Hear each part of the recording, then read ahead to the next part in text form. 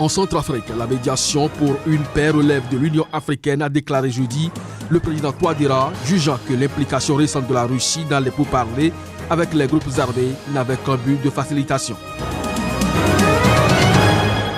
Au Cameroun, à moins de 2 semaines de l'élection présidentielle du 7 octobre, le regain de tension dans les 2 régions anglophones du pays et les menaces des séparatistes font craindre un fort taux d'abstention.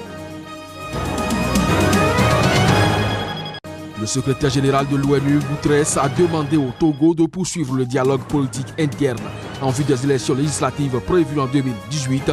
C'était lors d'un entretien avec le président Faure Gnassingbé.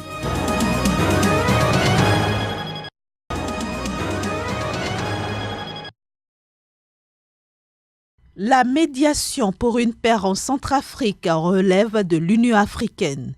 Ainsi s'exprimait le président centrafricain qui juge que l'implication récente de la Russie dans des pourparlers avec des groupes armés n'avait qu'un but de facilitation. Selon Faustin Archange Touadéra, un appui fort a été donné à l'initiative africaine pour la paix et la réconciliation en République centrafricaine qui fédère toutes les initiatives et qui a le soutien du gouvernement et du peuple centrafricain.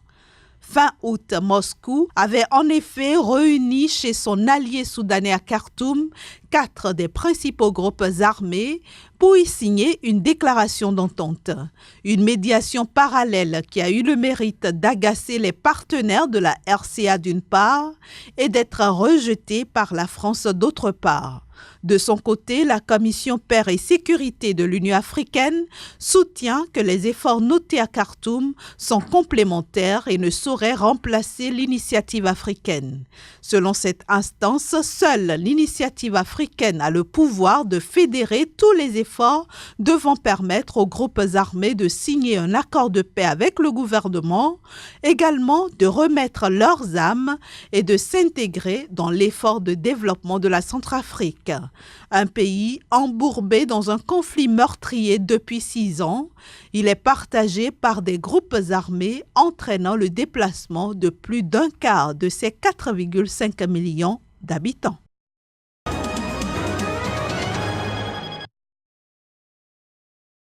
Un regain de violence a été enregistré dans les 2 régions anglophones du Cameroun à moins de 2 semaines de la présidentielle prévue le 7 octobre prochain.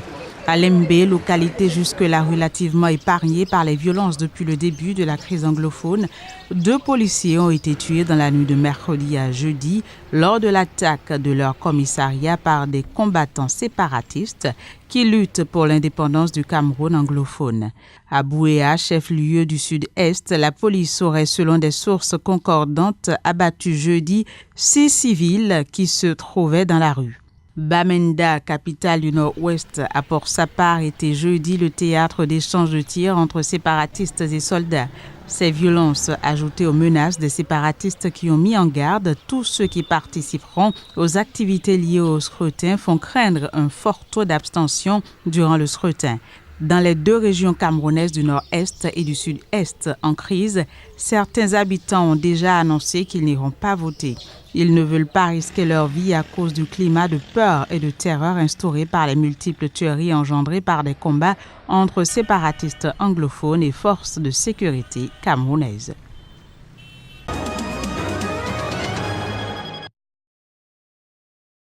Lors d'un entretien bilatéral avec le président togolais Faure Gnassingbé, le secrétaire général de l'ONU Antonio Guterres s'est félicité des progrès accomplis concernant des réformes politiques, institutionnelles et constitutionnelles, notamment dans le cadre du dialogue inter-togolais.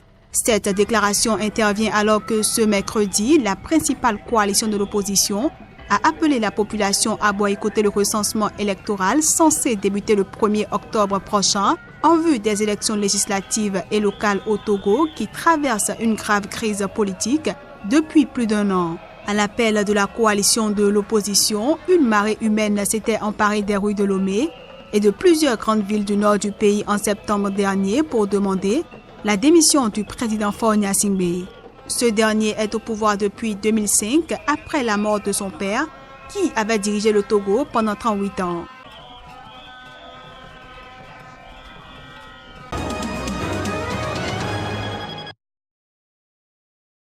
Depuis le lancement officiel de la campagne électorale au Cameroun, les candidats multiplient les descentes sur le terrain.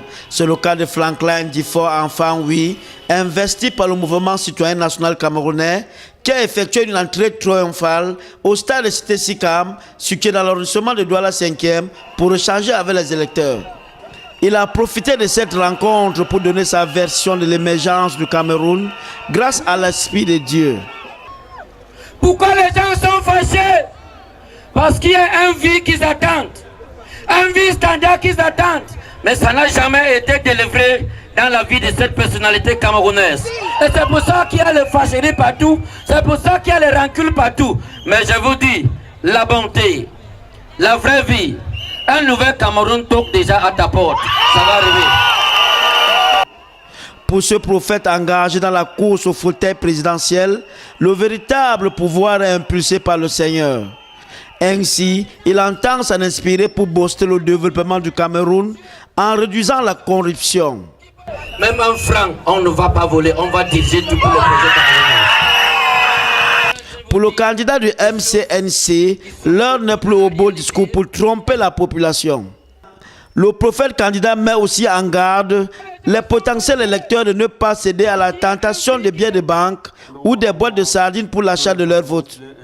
Comme il a toujours soutenu depuis l'annonce de sa candidature, le candidat du mouvement citoyen national camerounais ne prévoit pas de poursuites contre le président Biya s'il venait à le remplacer. Mais il invite cependant ce dernier à prendre sa retraite.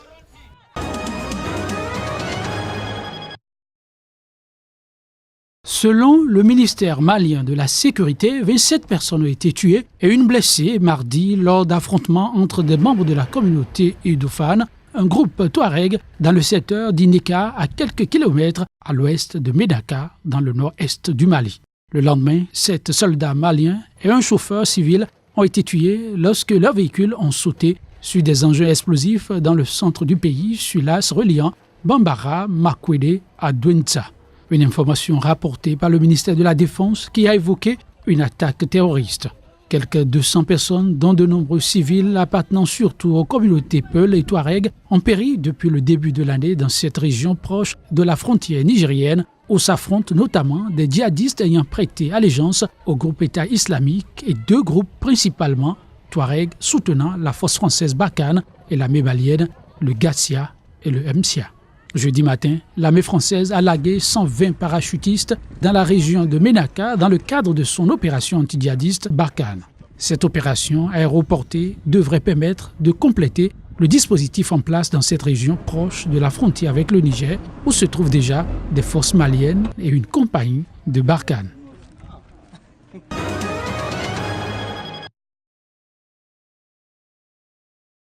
Desmond Tutu, le prix Nobel de la paix et ancien archevêque anglican sud-africain, qui doit fêter son 87e anniversaire dans 10 jours, a été hospitalisé ce jeudi dans un hôpital de la ville du Cap pour y subir une série de tests. L'archevêque souffre d'un cancer de la prostate depuis près de 20 ans. Il y a 2 ans, il avait effectué 2 séjours successifs à l'hôpital pour y soigner une infection récurrente. Infatigable défenseur des droits de l'homme et proche de Nelson Mandela, premier président noir de l'Afrique du Sud, il a reçu le prix Nobel de paix en 1984 pour son engagement contre le régime ségrégationniste de l'apartheid aboli en 1994. Il a récemment pris position pour la légalisation du suicide assisté.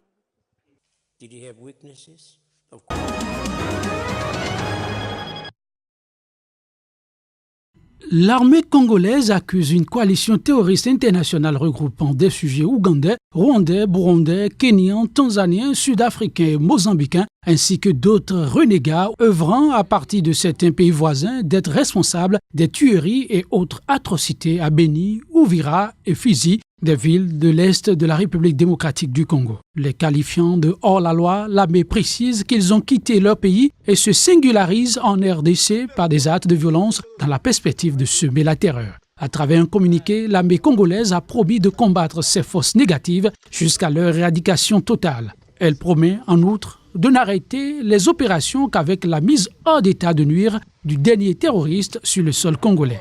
Samedi, une attaque attribuée aux miliciens ougandais de l'ADF dans la ville de Beni, dans la province du Nord Kivu, avait causé la mort de 17 civils et 4 militaires congolais. Les habitants de Beni dénoncent l'impuissance de l'armée congolaise et des casques bleus de la mission des Nations Unies au Congo, massivement présents dans la région face aux attaques des ADF.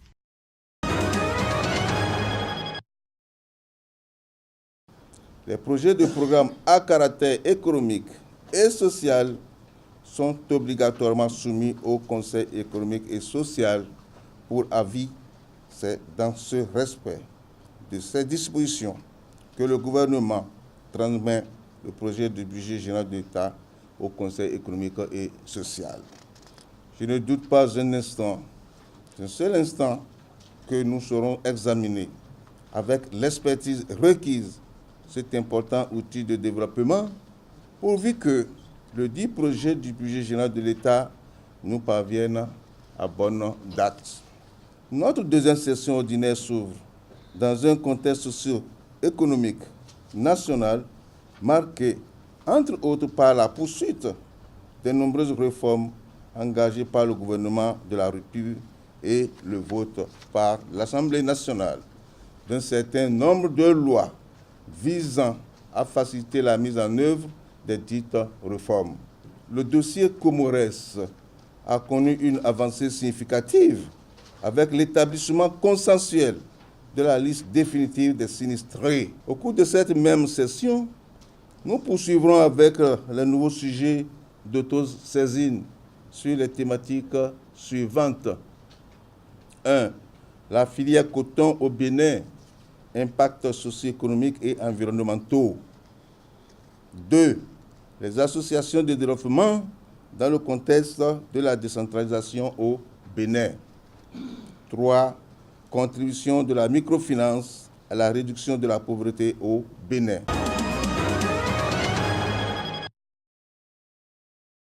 En collaboration avec l'agence antidopage kenyane et l'unité d'intégrité dans l'athlétisme, l'agence mondiale antidopage avait lancé une enquête sur le Kenya en décembre 2016. Après une enquête de 21 mois, il a révélé ce jeudi qu'il n'existe aucune preuve de l'existence d'un dopage institutionnalisé au Kenya, même si le pays fait néanmoins face à un problème grave de dopage. Néanmoins, les investigations ont notamment montré que les produits dopants les plus utilisés étaient la nandrolone, un stéroïde anabolisant et l'EPO. Pour les athlètes, ce que nous voyons, ce que nous pouvons confirmer, c'est que le dopage n'est vraiment pas planifié. Il est plus opportuniste et ne devient apparent que lorsque les niveaux de performance sont soumis à un contrôle. Donc, quand ils sont en compétition et qu'ils se font tester, ils se font généralement prendre.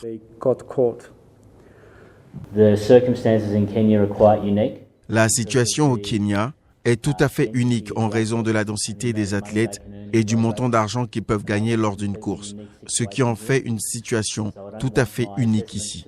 Donc je ne veux pas que mon évaluation dénigre le système ici au Kenya. Mais c'est un risque qui découle de la possibilité de gagner beaucoup d'argent lors d'une course, combiné au nombre incroyable de coureurs kenyans qui ont réussi dans ce domaine. Cela signifie que la situation est beaucoup plus visible ici que partout ailleurs. Au total, 138 athlètes kenyans ont été testés positifs lors des campagnes antidopage depuis 2004, la grande majorité des cas ayant été constatés lors des tests en compétition.